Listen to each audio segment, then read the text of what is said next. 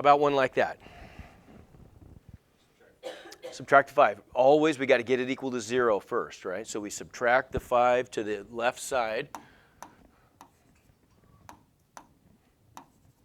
And that's going to give us 8y to the 4th plus 18y squared minus 5 equals 0.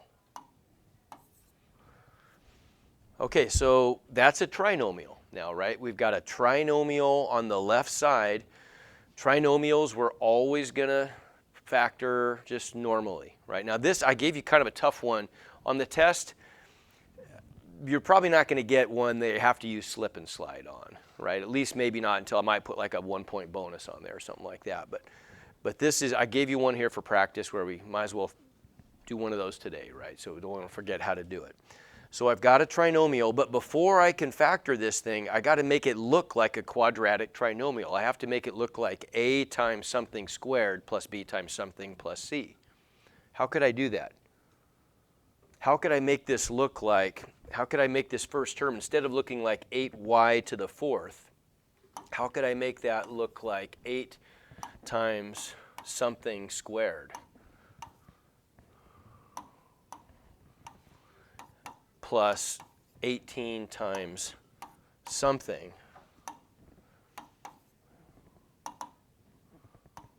minus 5 equals 0. That's my goal, to make it look quadratic, right? Like in Unit 4, those would have just been x's. 8x squared plus 18x minus 5 equals 0. But now in Unit 5, what will those be? X squareds, yeah, right? I could make this a quadratic trinomial in pieces of x squared instead of just regular old x's, right?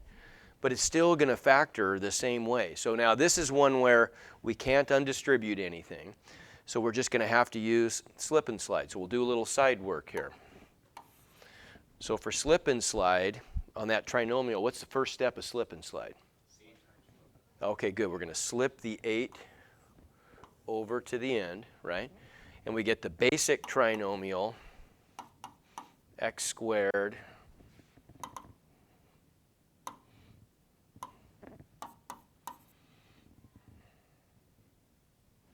squared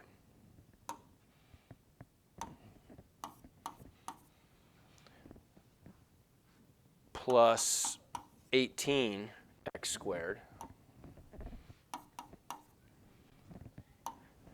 minus 40. Anybody agree? When I'm trying to factor the left side, that's the first step. That's the slip step. That just means step 1, right? So I'm slipping the 8 to the end, making that a negative 40. Okay, now what? What's step 2? Factor it. Yeah, factor the basic trinomial with just magic numbers. What numbers multiply to negative 40 and add to positive 18? There you go. Okay, so we're going to get a plus 20 and a minus 2. But what has to go here and there?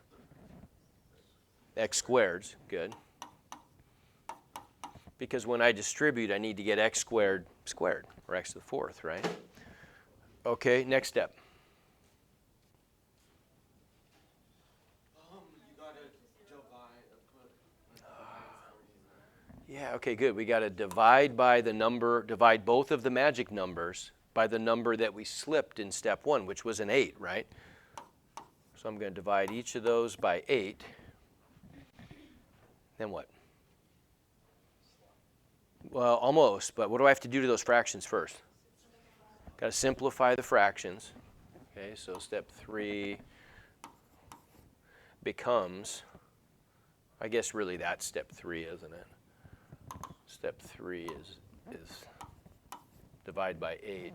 Step 4, then that becomes x squared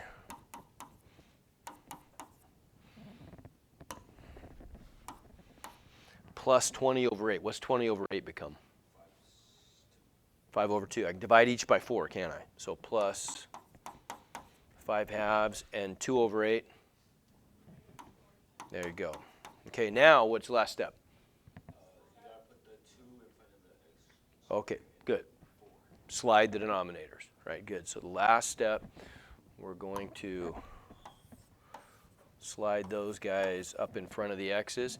And what do we get then? That gives us, on the left side now, this factored into 2x squared plus 5. Oops.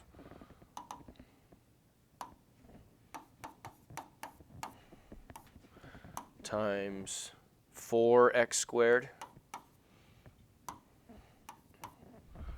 minus 1. Everybody agree?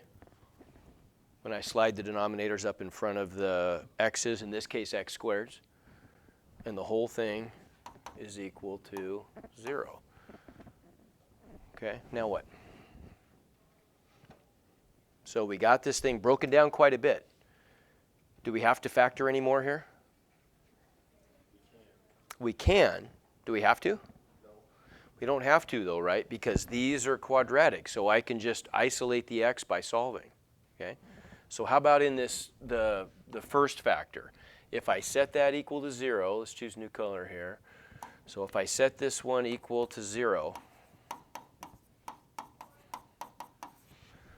what are my steps to solve for x squared? Subtract 5. Divide by 2. And then square root both sides. So we get, let's write that down. So we get x squared equals negative 5/2. If I square root both sides,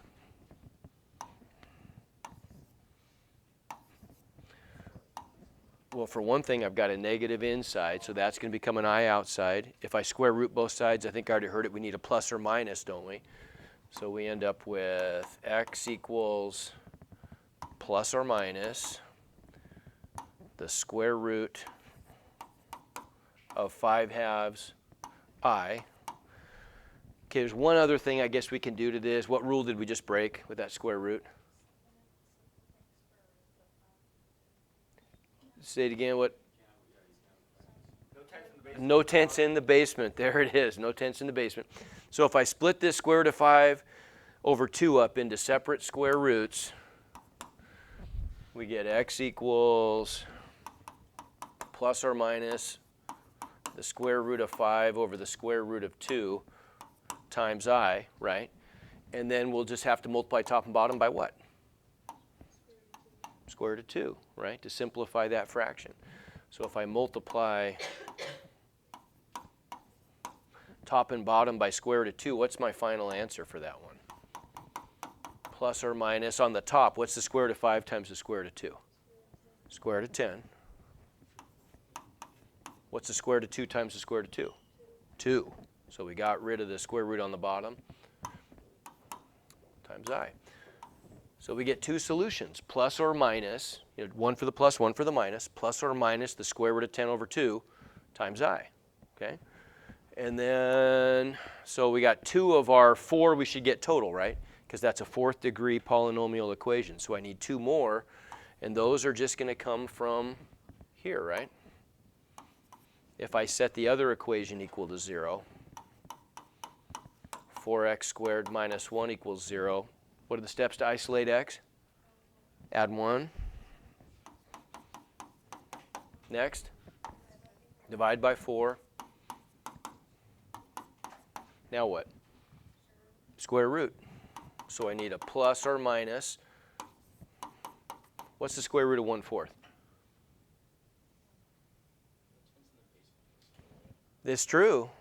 There's no tenths in the basement, but if I break that up into the square root of 1 over the square root of 4, do I really have a tenth in the basement there? It's a 2 on the bottom, isn't it, right? So that just becomes 1 over 2. So I just get x equals plus or minus 1/2. Everybody good? Okay, and there's my 4 solutions. 2 green, 2 red, right? Give me 1 to 5. How we doing? Okay?